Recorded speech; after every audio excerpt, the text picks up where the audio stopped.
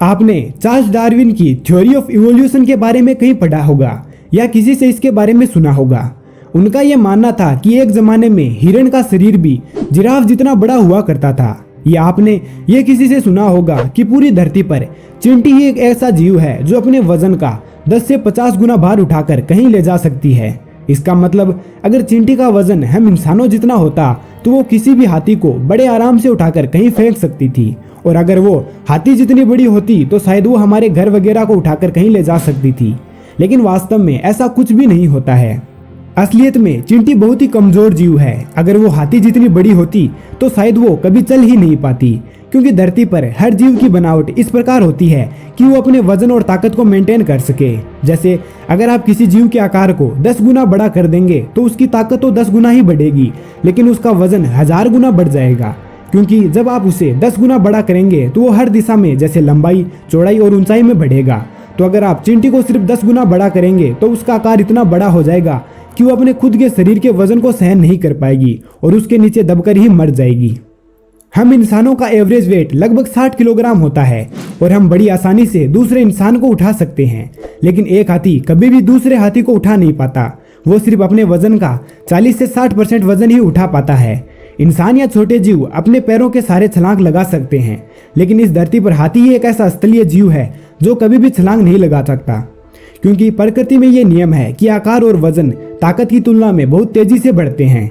हाथी का वजन तो 5 से 6 टन का होता है, लेकिन उसकी ताकत सिर्फ 2 से 3 टन भार उठाने की होती है।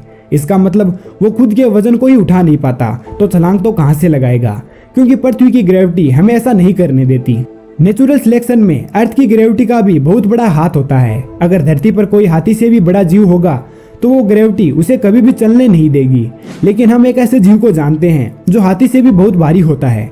नील व्हेल का वजन हाथी से लगभग 30 गुना ज्यादा होता है, लेकिन मैंने तो चलने के लिए कहा था, जबकि नील व्हेल तो तैरती है, क्योंकि पानी का अपलिफ्टिंग फोर्स ग्रेविटी को कम कर देता है, इसलिए वो जीव पानी में भी हो सकता है।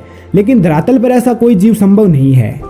लेकिन हमारी नजर में तो एक और ऐसा जीव है जो हाथी से बहुत बड़ा था। वो इस धरती पर पहले रहा करता था। वो जीव था डायनासोर। फिर वो कैसे इतना बड़ा होकर इस धरती पर रहा करता था? इस पर वैज्ञानिकों का कहना है कि डायनासोर्स के शरीर की आंतरिक बनावट अब के जीवों से बहुत अलग थी।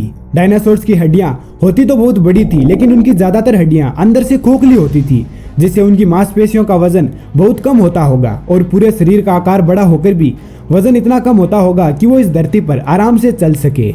लेकिन इसके बारे में एक और थ्योरी है कि हो सकता है उस समय धरती के चारों तरफ चांद के अलावा एक और मून चक्कर लगाता हो, क्योंकि ये तो करोड़ों साल पहले की बात है। तो इतने साल पहले हो सकता है कोई और चांद जैसा पिंड धरती के चारों तरफ चक्कर लगाता हो। उसकी वजह से उस समय ग्रेविटी कम होती होगी और बाद में किसी टक्कर की वजह से वो मून या तो नष्ट हो गया होगा या धरती की कक्षा से निकल गया होगा, जिससे धरती की ग्रेविटी अचानक बढ़ गई होगी। अचानक ग्रेविटी बढ़ने के कारण वो डायनासोर्स अपने वजन के नीचे दबकर मर गए। लेकिन जो रेंगने वाले या छोटे जीव थे जैसे सांप, छिपकली या मगरमच्छ, वो उस मुश्किल वक्त में भी सर्वाइव कर पाए, क्योंकि ग्रेविटी बढ़ने से उनको कुछ ज्यादा फर्क नहीं पड़ा। अब आप समझ गए होंगे कि ग्रेविटी कैसे हमारे शरीर और ताकत और वजन पर प्रभाव डालती है। आपने ये किसी से सुना होगा कि अंतरिक्ष यात्री जब स्पेस मिशन के बाद वापस लौटते हैं तो वो चलना भूल जाते हैं, लेकिन चलना कोई कैसे भूल सकता है? असलियत में होता यह है कि जब अंतरिक्ष यात्री स्पेस में रहता है तो बिना ग्रेविटी के कारण उसका शरीर दिन ब दिन कमजोर होता जाता है, और अचानक जब वो धरती पर आता है तो उसके पैरों में इतनी ताकत नहीं होती कि वो इस ग्रेविटी वाली जमीन पर चल सके। इसका मतलब अगर डायनासोर्स कभी इस धरती पर सच में रहते थे तो उस समय धरती की ग्रेविटी कम हुआ करती थी। अगर आज डायनासोर को यहाँ लाकर छोड़ दिया जाए तो वो अपने वजन के कारण खड़े ही नहीं हो पाएंगे, तो चलना तो दूर की बात है। अब यहाँ थोड़ा कहानी को इंटरेस्टिंग बनाते हैं। हम सब ने राक्षसों या हिम मानवों के बारे में सुन रखा है। हर धर्म या पौराणिक किताबों में इन बड़े बड़े जीवों का उल्लेख हमें मिलता है। ऐसा माना जाता है कि कभी इस धरती पर इंसानों से बड़े जीव रहा करते थे, जिन्हें आज हम राक्षस कहते हैं। लेकिन यह भी तो हो सकता है किसी समय उनकी एक प्रजाति इस धरती पर रहा करती होगी जो दिखने में इंसानों जैसे थे, लेकिन उनका आकार एक हाथी जितना बड़ा होता होगा। उनकी ताकत भी एक हाथी या हो सकता है उससे भी कहीं ज्यादा रही होगी।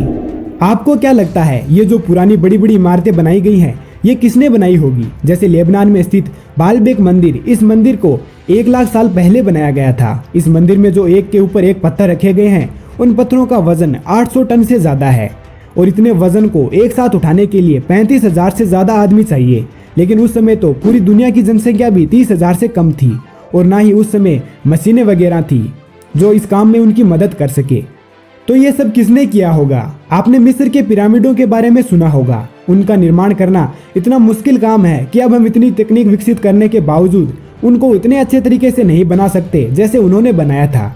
लेकिन उस समय भी उन इंसानों के पास ऐसा कुछ भी नहीं था जो इतने भारी पत्थरों को इतनी ऊंचाई तक ले जा सके। या ईस्टर द्वीप में जो मूर्तियां रखी गई हैं उनमें से प्रत्येक का वजन 100 टन से ऊपर था। जब शोधकर्ताओं ने थोड़ा शोध किया तो पाया कि जो पत्थर उनको बनाने में काम लिया गया है वो उस जगह का है ही नहीं।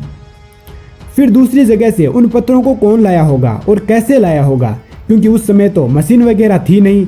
इसके बारे में जब आप सर्च करोगे तो आपको आधे से ज़्यादा वीडियो या आर्टिकल एलियंस के बारे में मिलेंगे।